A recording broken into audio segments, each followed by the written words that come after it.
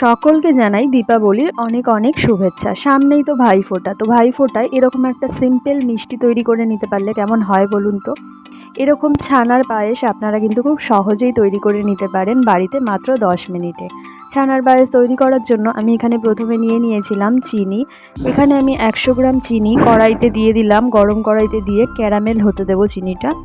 তো চিনিটা এখানে দিয়ে প্রথমে কিন্তু নাড়াচাড়া দিতে লাগবে না। প্রথমে এইভাবে আস্তে আস্তে যখন চিনিটা একটু কালারটা চেঞ্জ হতে থাকবে তখন কিন্তু নাড়া দিতে হবে। নাড়া দিয়ে ভালো করে কিন্তু চিনিটাকে মিশিয়ে দিতে হবে।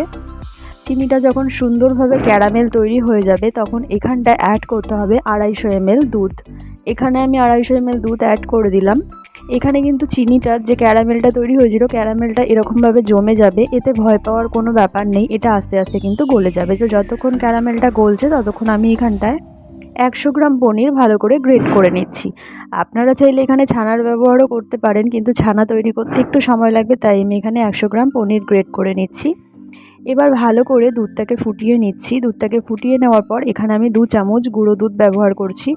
2 চামচ গুঁড়ো দুধ দেওয়ার পর ভালো করে মিশিয়ে নিয়ে আমি এখানটায় যে গ্রেট করা পনিরটা নিয়েছিলাম সেটা দিয়ে দিলাম। এবার গ্রেট করা পনিরটা দিয়ে খুব ভালো করে কিন্তু অনবরত নাড়তে হবে, যাতে তলায় কোনোভাবেই ধরে না যায়।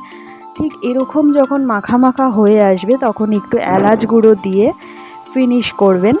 এখানটায় কিন্তু আমাদের একেবারেই তৈরি ছানার পায়েস।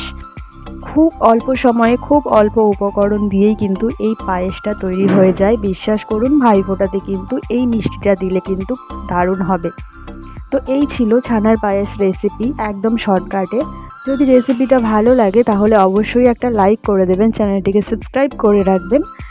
দেখা হচ্ছে নতুন কোনো রেসিপি ভিডিওর সঙ্গে। ততক্ষণ ভালো থাকবেন, সুস্থ থাকবেন, আর অবশ্যই সবাইকে জানাই দীপাবলির এবং কালী পুজোর অনেক অনেক শুভেচ্ছা এবং অভিনন্দন। ধন্যবাদ।